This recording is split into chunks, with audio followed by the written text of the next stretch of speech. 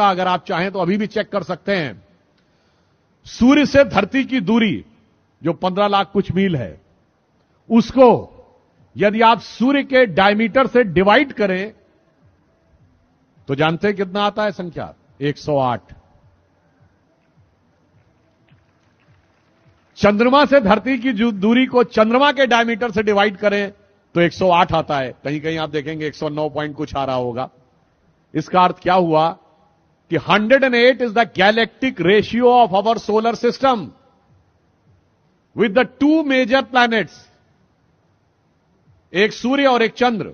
चंद्र उपग्रह है, पर व्यवहारिक दृष्टि से वो इसलिए माना गया क्योंकि हमारे ग्रह वो माना गया जो सूर्य और हमारे बीच की ऊर्जा को काटता हो। हमारी उनकी डेफिनेशन में एक डिफरेंस है, that is a different thing. But मैं कहना चाहता हूं सूर्य आत्मा का प्रतीक है, चंद्रमा मन का प्रतीक है। दोनों का धरती से डिस्टेंस 108 के रेशियो में है। इसका मतलब अगर आपको आत्मा से मन का एकाकार करना हो तो माला कितनी बार जपनी होगी?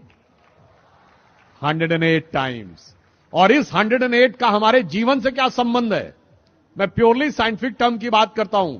जो अर्थ और धरती का डिस्टेंस है, जिसका रेशियो 108 डायमीटर ऑफ सन है, अगर यह थोड़ा सा 10% दूर चला जाए तो इस धरती पे टेम्परेचर इतना गिर जाएगा कि जीवन नहीं रह सकता।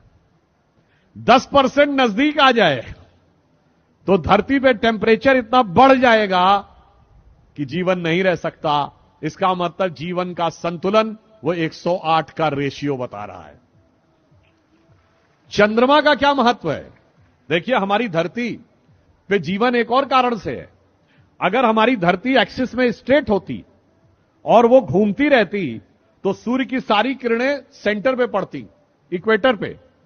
तो इक्वेटर पे तो एक्सेसिव टेम्परेचर हो जाता और नॉर्थ और साउथ पोल पे एक्सेसिव नेगेटिव टेम्परेचर होता, तो भी जीवन नहीं पनप सकता था।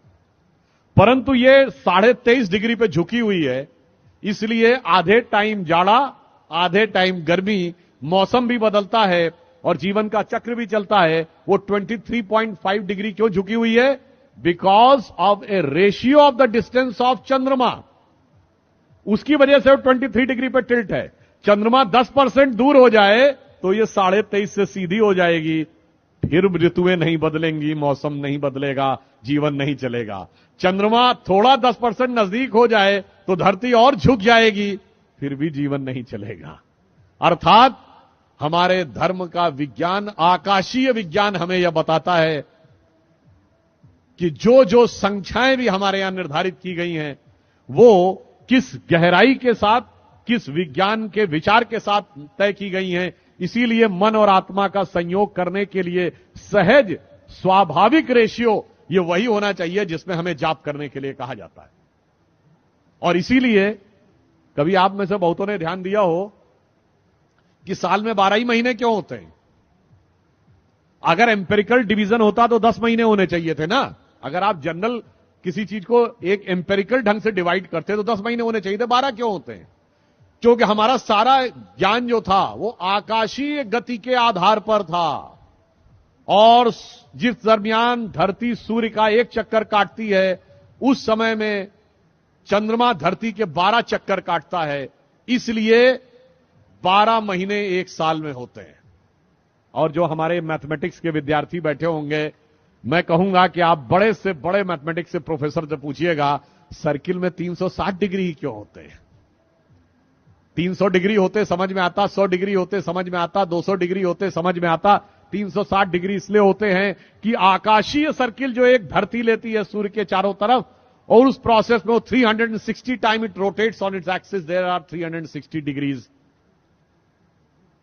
इन अ सर्किल। तो ये मैंने सिर्फ इसलिए आपको बताया कि हमारी हर सोच अंतर से लेकर बाहर तक किस प्रकार जुड़ी हुई है कि भगवान कृष्ण के विराट रूप से लेकर सूक्ष्म रूप तक। अगर आप ये बताइए कि आप जब ध्यान लगाते हैं अपनी आंखों के सामने तो क्या दिखाई पड़ता है? Black colour. इसीलिए भगवान कृष्ण काले हैं, कृष्ण वर्ण हैं। वो हमारे मन की आध्यात्मिक चेतना की प्रगति का प्रतीक हैं और जब आप ध्यान लगा के अंदर उतरते चले जाते हैं तो एक स्टेज के बाद आपको अद्भुत ज्ञान का प्रकाश अनुभव होने लगता है, जिसे हिंदी के प्रख्यात कवि बिहारी लाल जी ने एक पंक्ति में कहा है, या अनुरागी चित्त की गति समझे नहीं कोय, ज्यों ज्यों डूबे श्याम रंग त्यों त्यों उज्जवल होए। यानी जैसे जैसे आप भगवान कृष्ण की भक्ति में उतरते चले जाएंगे, उज्ज्वलता की अनुभूति आपको होती चली जाएगी। और इसीलिए हमारे देश में जीवन का उद्देश्य आत्मानुभूति है, यानी self realization is most important part of the life than conquering the entire world. और इसीलिए भगवान कृष्ण का जीवन जानते हैं किसका प्रतिनिधित्व करता है? संपूर्ण वेदों के ज्ञान के सार का प्रतिनिधित्व करता है, जिसके लिए कृष्ण भक्ति के एक कवि ने लिखा है, जाहि अनादि अनंत अखंड अछेद अभेद सुवेद बताव, शेष गणेश सुरेश दिनेश महेशो जाहि निरंतर ध्यावें। और पुनः कह रहा हूं, जाहि अनादि अनंत अखंड अछेद अभेद सुवेद बतावें, ताहि अहीर की छो हरियां छछिया बर छाछ पे नाच नचावें। और ये किसने लिखा है? सैयद इब्राहिम रसखान, भगवान कृष्ण के बहुत बड़े भक्त कवि, जो मुस्लिम थे, माना जाता जिनका जन्म काबुल में हुआ था, उनकी समाधि वृंदावन में है। वो आकर भक्ति में ऐसे लीन हो गए कि उन्होंने ये कहा, और उनकी एक बड़ी प्रख्यात कविता है, आप सबने सुनी होगी, कि वो कहते मेरा अगला जन्म हो तो मैं कृष्ण भक्ति में ही रहना चाहता हूं। अगला जन्म मनुष्य के रूप में हो तो ग्वाल बालों के रूप में, अगर पशु के रूप में तो नंद बाबा की गायों के रूप में, पत्थर बनूं तो गोवर्धन पर्वत के ऊपर, और अगर पक्षी बनूं तो कदम्ब के उस वृक्ष पर, कालिंदी जमुना जी के तट पर, जिसके नीचे कभी भगवान बंसी बजाया करते थे। तो रसखान कहते हैं, मानुष हो तो वही रसखान बसों ब्रज गोकुल गांव के ग्वारन, और जो पशु हो तो कहा बस मेरो धरो चरो नित नंद की धेनु मझारन, और पाहन हो तो वही गिर को जो धरो कर छत्र पुरंदर धारन, और जो खग हो तो बसेरो करो कहूं कालिंदी कूल कदम्ब की डारन। आप सोचिए कितना बड़ा अंतर है। अभी मैंने पढ़ा था कि बहुत बड़े बड़े विदेश के लोग आपकी इस्कॉन की संस्था में आते हैं, भगवान कृष्ण की भक्ति में लीन होते हैं। मैंने रॉबर्ट ओपेनहाइमर से लेके कईयों के उदाहरण दिए। महत्वपूर्ण बात क्या है? आपको दुनिया में कोई दूसरा उदाहरण नहीं मिलेगा जहां उस धर्म संस्कृति को न मानने वाले व्यक्ति ने उस भगवान के प्रति इतनी श्रद्धा व्यक्त की हो। और उससे बड़ी बात यह है, उससे यह भी नहीं कहा गया हो तुम कन्वर्ट हो जाओ। यह हमारी ज्ञान की गहनता और विचारों की उदारता का प्रमाण है।